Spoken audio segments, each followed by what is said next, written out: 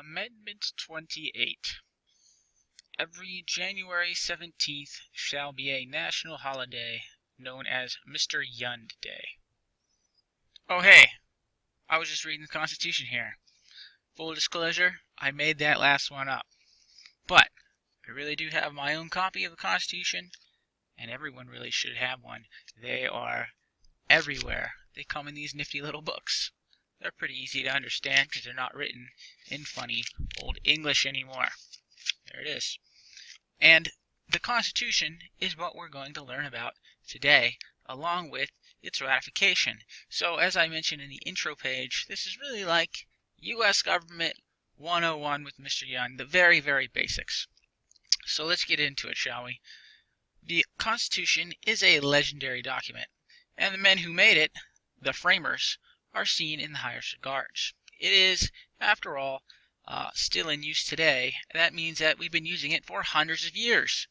If you tweeted something profound like, "The sinking of the Titanic was a miracle for the lobsters in the kitchen," hashtag shower thoughts at Mr. Young rules, and it kept being retweeted for 200 years, you'd be a pretty big deal, and probably feel pretty good about yourself.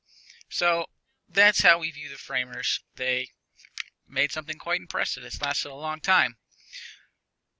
But the profound documents that they created did not just pop into their minds overnight. They drew on the ideas from multiple sources, and a great deal of them actually came from British law, which is a bit ironic because they just broke from British law. And many of the framers were very familiar with British law because a lot of them were lawyers. That's true today. A lot of politicians are still lawyers. But let's take a gander at where some of these ideas came from. So in the year 1215, the Magna Carta was signed by King John. He was kind of a jerk, and his nobles basically forced him to sign the Magna Carta, and it was kind of the first of its kind. It was basically a document that said even a king had to follow laws,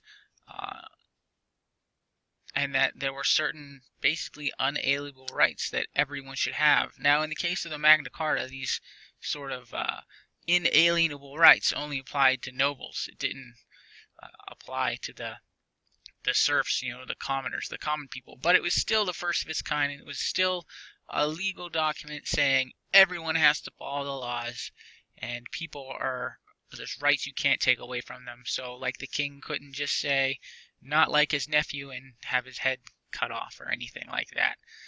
So this set the precedent for the English Bill of Rights, which is much like our Bill of Rights, ensures the rights of citizens that the government can never take away. This is all starting to sound kind of familiar, right?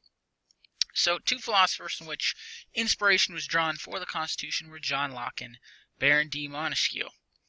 Locke, well, I spelled it wrong. There's supposed to be an E on there. Locke said that people have certain natural rights that they are born with, like the rights to life, liberty, and property. He also said in so many words that government was like an agreement or contract between the government and the governed, so you need both of them to be agreeing to the conditions set for it to be a legitimate government. Montesquieu had the idea that the powers of the government should be separated and balanced so that no one branch of government or section of government became too powerful. Let's move on to federalism. Federalism basically means that the federal government and the state governments work together to govern. The states have some responsibilities, the federal government others, and some they actually share. You can take a look at the chart down here to see what these are. It is important to understand that states cannot make laws that contradict federal laws. The federal government is the supreme authority. So you can see like an example of something that the federal government does that the state powers can't do would be like establishing a post service, copyrights, patents. The big one is the maintaining the military and declaring war. Some state powers, they can establish local governments. The states are in control of schools. They regulate the state commerce. They make the rules for marriage. An example of something they both do would be taxes. Yay, that's just great that everyone can collect taxes. Woo. Alright, moving on. Branches of government. To further split the power, the founders liked the idea that Montesquieu had about, splitting up the powers of the government. Therefore, we ended up with 3 branches of government. We can take a look at the graphic here that I pulled so I didn't have to write it all down. You have the legislative branch that makes laws. This consists of Congress, which is bicameral, we talked about, with the compromise, the Connecticut Compromise. It's got the Senate and the House. The Senate is the one where every state has 2 senators. And the House of Representatives is proportional. So the more people you have in your state, the more representatives you have. The executive branch is the president, the vice president, and all his advisors are called the cabinet. He's supposed to carry out the law. Or she. We'll say they. That individual. Alright, the judicial branch. It says here evaluates the laws. It basically means they interpret the laws. They're the court system. It pretty much consists of the Supreme Court is what you hear about, but there are other lower federal courts. Now, a special part of the executive branch called the Electoral College is involved in the presidential elections. It's actually very confusing, and we'll cover that in more details in a virtual lesson, because we could probably do a whole lesson on the Electoral College. Basically, well, you'll see on presidential election night, there'll be 2 sections. There'll be the popular vote and the electoral vote. Essentially, all the states are assigned points based on population, and then if you get 51% of the voters in that state, you get all those electoral points. We'll cover it at another time. Zip, zip, zip, zip, zip. Okay, so we have 3 different branches of government with 3 different jobs. To further divide power, each branch has the ability to limit the actions of the other 2. The most popular example of this is when the president vetoes laws from Congress.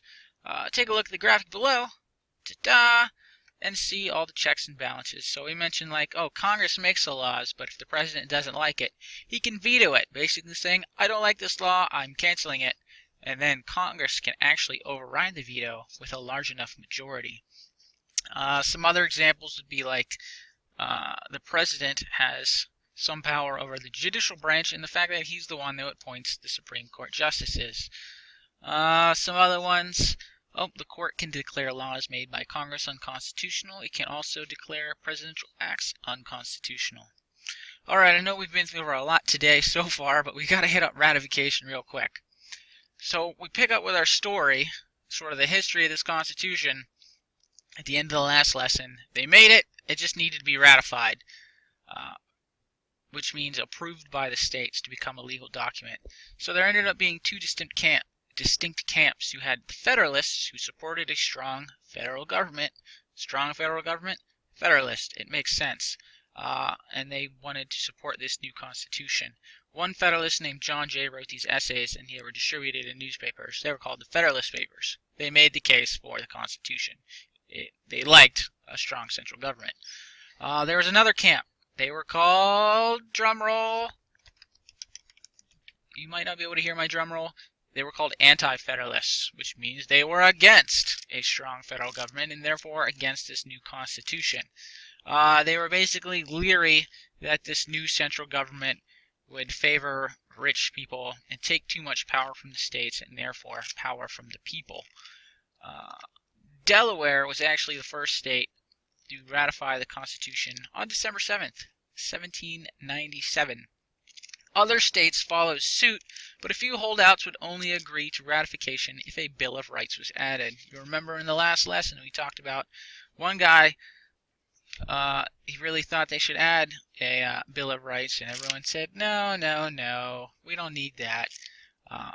So basically Congress promised, okay, we'll add a Bill of Rights if you promise to ratify this, or we promise to add a Bill of Rights, will you please ratify this? And they did, and Rhode Island was actually the last holdout. They ratified in 1790, so it took a few years, but they had to promise to add a Bill of Rights. So that's our lesson for the day. Ghost signs being funny for one reason or another. Go ahead and move on to your assignment and let me know if you need any help. Otherwise, hey, have a great day.